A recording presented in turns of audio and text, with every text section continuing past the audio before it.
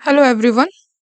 मैं हूं मधुस्मिता और आज हम लोग करने वाले हैं फरवरी मंथ के करंट अफेयर पार्ट नंबर 3। ठीक है, पार्ट 3 पार्ट 2 हमने पहले ही कर रखा है, पार्ट 1 एंड पार्ट 2, और आज हम लोग करेंगे पार्ट 3। एंड जैसे हम लोग का पहले चल रहा था कि सबसे पहले हम लोग क्या करते हैं, 10 क्वेश्चंस करेंगे फरवरी मंथ के और 5 क्वेश्चंस हम लोग करेंगे मिनिस्टर्स के। ठीक है, यूनियन कैबिनेट मिनिस्टर्स के 5 क्वेश्चंस करेंगे। तो चलो आगे बढ़ते हैं। First question: Who has been chosen as the torch bearer for the 2024 Paris Olympics? ठीक है, देखो इसमें दो क्वेश्चन हमें मिल जा रहा है। पहली क्वेश्चन कि 2024 जो ओलंपिक्स होगा वो कहाँ पर होगा, तो ऑप्शन आंसर हो जाएगा क्या, पेरिस। 2024 का ओलंपिक्स पेरिस में होगा। एंड एक और चीज़ भी ध्यान रखनी है, हर 4 साल में एक बार ओलंपिक्स होता है। ठीक है, 4 साल में ओलंपिक होता है। तो लास्ट हुआ था कब, 2020 में हुआ था। और यहाँ पर एक होमवर्क तुम लोग का कि 2020 में ओलंपिक्स किधर हुआ था, कौन से जगह पर हुआ था, उसका लोकेशन क्या था। एंड नेक्स्ट जो होने वाला है 2028, इसका भी लोकेशन तुम लोग को बताना है। ठीक है, 2024 का तो पता चल गया पेरिस, 2020 कहाँ पर हुआ था वो बताना है, 2028 जो नेक्स्ट होने वाला है वो कहाँ पर होगा वो भी बताना है।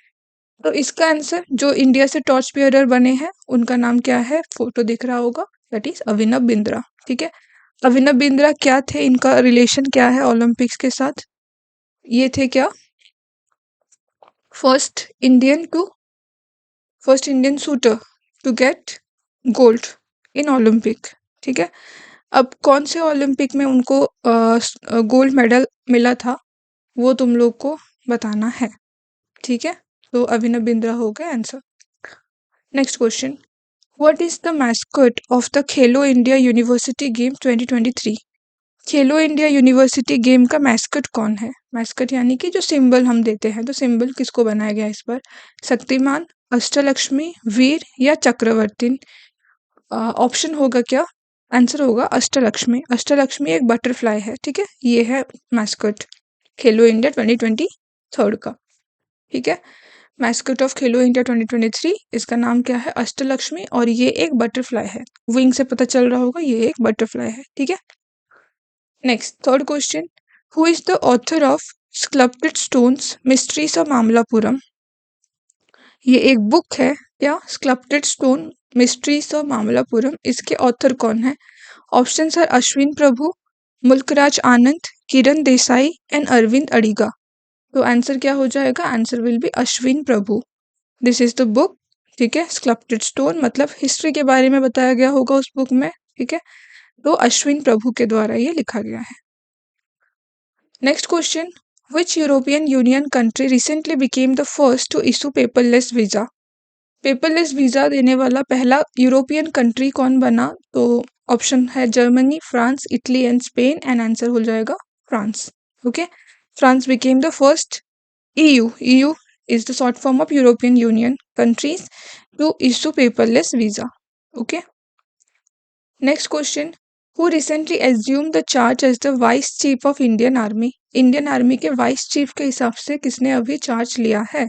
Option are lieutenant general Upendra Dwivedi, lieutenant general Vikram Singh, lieutenant general Rajiv Chopra या lieutenant general NS Raja Subramani.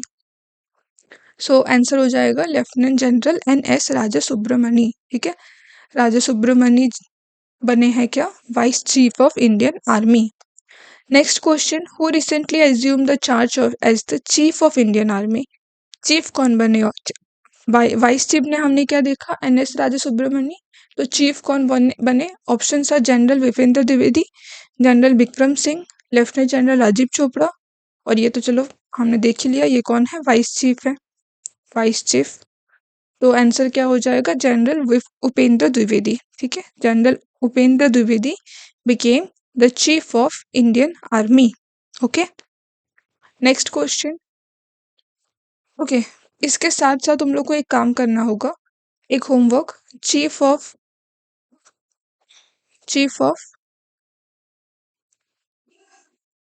Indian air force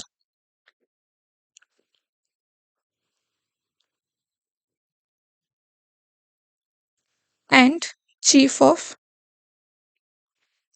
Indian naval force, ठीक है, इंडियन नेवल फोर्स। और एक सीडीएस कौन है अभी, ठीक है, चीफ ऑफ डिफेंस सिस्टम कौन है, ये भी बताना है। ये 3 चीज़ तुम लोग को बताना होगा, अपने तरफ से सर्च करो इसको और इसका आंसर बताना है। इंडियन एयरफोर्स के चीफ कौन है, नेवल फोर्स कौन है और सीडीएस कौन है अभी प्रेजेंट, ठीक है। Next question, who is appointed as the new Lokpal of India.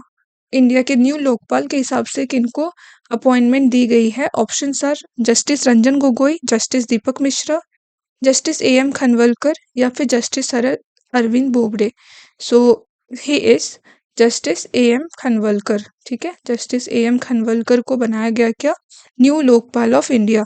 इनसे पहले कौन थे, ये भी होमवर्क है तुम लोग का, फर्स्ट लोकपाल कौन थे इंडिया के, ठीक है, who was the first Lokpal of India, you have to search about it, search out करके बताना है तुम लोग को फर्स्ट लोकपाल इंडिया के कौन थे, ओके।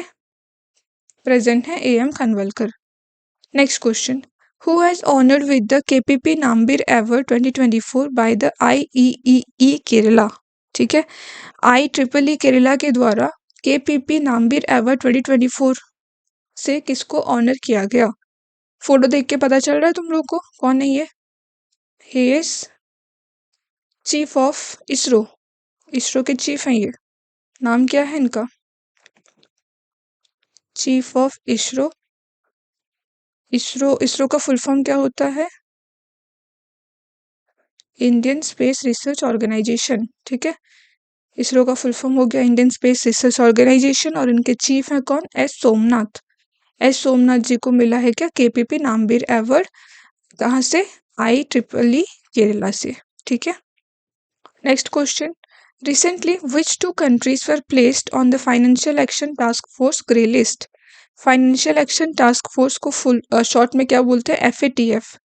FATF के ग्रे लिस्ट में, अब देखो FATF क्या होता है, एक ऐसा ऑर्गेनाइजेशन है जो कि जो कंट्रीज को ब्लैक लिस्ट या ग्रे लिस्ट में रखता है, ठीक है, ब्लैक लिस्ट या फिर ग्रे लिस्ट में कंट्रीज को ये रखता है किस बेसिस पे, उनकी मनी लॉन्ड्रिंग मतलब कि पैसे को गलत जगह पे लगाना, लाइक टेररिज्म को बढ़ावा देना, ऐसे सारे चीज़ों के लिए ब्लैक लिस्ट या ग्रे लिस्ट उन लोगों के हिसाब से वो कंट्रीज को रखते हैं, ठीक है। तो अभी रिसेंटली ग्रे लिस्ट में कौन से 2 कंट्रीज को रखा गया है, क्या वो नामीबिया गिब्राल्टर है, या नामीबिया केन्या है, या उगांडा बारबाडोस, या फिर केन्या सऊदी अरबिया। तो आंसर क्या हो जाएगा, Namibia Kenya is the correct answer, ठीक है। नामीबिया और केन्या दोनों ही अफ्रीकन कंट्रीज हैं, दोनों ही अफ्रीकन कंट्रीज हैं और दोनों को कहाँ रखा गया है, ग्रे लिस्ट में। मतलब ये डेंजरस कंट्रीज हैं जो कि टेररिज्म को बढ़ावा दे रही हैं। तो इन कंट्रीज को अभी क्या बोला गया है, इनके ऊपर रेस्ट्रिक्शंस लगाए गए हैं कुछ, और इनको मतलब वर्ल्ड लेवल से उतनी ज़्यादा हेल्प नहीं मिलती है फाइनेंशियली, ठीक है। पैसे अगर चाहिए होंगे लोन के हिसाब से तो वर्ल्ड लेवल से उनको बहुत कम पैसे मिलती हैं, तो मिलेंगी अब से, ठीक है, क्योंकि ग्रे लिस्ट में ये इंक्लूड हो गया। अगर ब्लैक लिस्ट में होते तो कोई भी उनको पैसा नहीं देता, कोई भी हेल्प उनको वर्ल्ड लेवल में नहीं मिलता, ओके। तो ये उनके लिए एक पनिशमेंट के तौर पे होती है, ताकि वो लोग जो गलत तरीके से पैसे का यूज़ कर रहे हैं उस चीज़ को वो लोग छोड़ दें, इसी वजह से, ठीक है। अगर वो बंद कर देते हैं तो फिर उनको लिस्ट से निकाल दिया जाएगा। तो अभी हम मैप देखेंगे और यहाँ पर देखेंगे कि कितने सारे countries grey list and black list में हैं, ठीक है। तो देखो ग्रे लिस्ट में तो बहुत सारे कंट्रीज हैं, इधर साउथ अमेरिका के हाइती एंड जमाइका है, ठीक है। उसके बाद अफ्रीका का तो भर भर के है, like Croatia, Mali, Senegal, Burkina Faso, Nigeria, DRC, Namibia, South Africa, Mozambique, Tanzania, Kenya, ठीक है, कैमरून, साउथ सूडान, ये सब कुछ हो गया यूरोप का। उसके बाद अगर हम लोग एशिया में देखें तो तुर्की है, ठीक है, तुर्की का नाम चेंज होकर तुर्की हो गया, और फिर बुल्गारिया, देन उसके बाद आ गया क्या, उसके बाद यमन, ठीक है, यमन इज इन हियर, ये अरेबियन पेनिनसुला में है। उसके बाद फिलीपींस, ओके, नेक्स्ट वियतनाम भी है। अब याद रखना है कि ब्लैक लिस्ट में कौन कौन से कंट्रीज हैं, तो आंसर होगा क्या, 3 कंट्रीज हैं, like Syria, Iran and Myanmar. These are the 3 countries जो कि ब्लैक लिस्ट में है, मतलब वर्ल्ड लेवल से इनको कोई भी हेल्प नहीं मिलती है because of their terrorist activities. तो कंट्रीज आर सीरिया, म्यांमार